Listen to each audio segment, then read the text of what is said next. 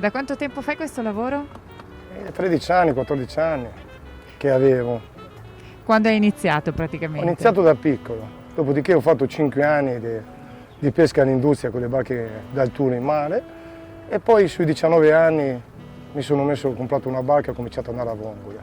Ma tuo papà faceva questo? Papà faceva il pescatore d'altura. E ti ha dato la passione? È venuta con il tempo la passione.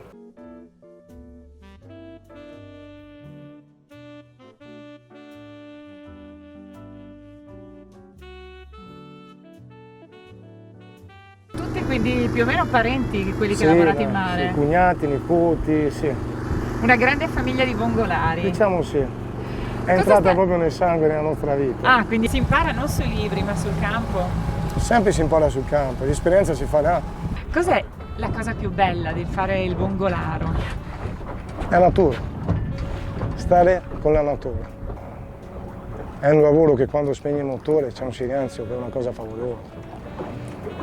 Senti il mare proprio che ti entra sulle vene proprio.